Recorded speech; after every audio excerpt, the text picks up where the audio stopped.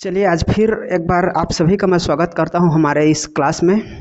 Soni coaching classes कोसिर आप सभी का हार्दिक स्वागत करता है, अभिनंदन करता है। आज की क्लास में आज फिर हम देखेंगे एक नया टॉपिक, एक नए विषय। आज का जो हमारा विषय है वो है छत्तीसगढ़ का इतिहास।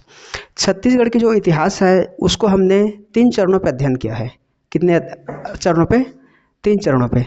पहला प्राचीन इतिहास, दूसरा मध्यकालीन इतिहास और तीसरा अभी देखेंगे हम वो है आधुनिक इतिहास। जो मध्यकालीन इतिहास है, मध्यकालीन इतिहास में छत्तीसगढ़ में जो कलचुरियों की जो प्रभु सत्ता थी वह कायम थी और वह उनका वर्चस्व था। छत्तीसगढ़ के मध्यकालीन इतिहास में सबसे अधिक लंबा समय तक शासन करने वाला अगर कोई वंश था तो वो था कलचुरी वंश। कलचुरी वंशों के बाद जब भोसलों का जो रघुजी प्रथम था उसका सेनापति था भास्कर पंत। उन्होंने सन 1741 में छत्तीसगढ़ की जो कलचुरी थी उन पर आक्रमण किया और आक्रमण करके उन्होंने छत्तीसगढ़ में कलचुरियों वंश का जो खात्मा किया। खात्मा करने के बाद पुनः आधुनिक छत्तीसगढ़ का इतिहास आता है जिसमें मराठों का जो साम्राज्य था वो स्थापित होता है। ठीक है, और मराठों का जो साम्राज्य है वो यहाँ पर छत्तीसगढ़ में 2 तरह से देखने को मिलता है। कितने तरह से? 2 तरह से। पहला मिलता है अप्रत्यक्ष शासन और दूसरा प्रत्यक्ष शासन।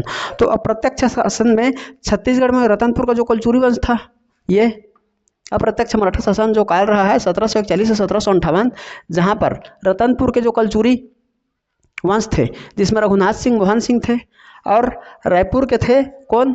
कलचुरी, जिसमें अमर सिंह और शिवराज सिंह थे।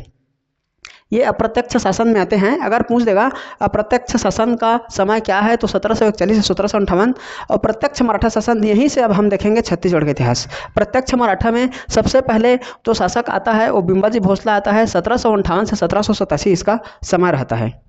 ठीक है, तो यहाँ पर क्या होते हैं? प्रत्यक्ष मराठा शासन में 4 मराठा हुए। एक हुआ बिंबाजी भोसला 1758 से 1787, 87 से 88 चिमड़ाजी भोसला, फिर ब्योंका जी भोसला 1788 से 1811 और अप्पा जी भोसला 1811 से 1818।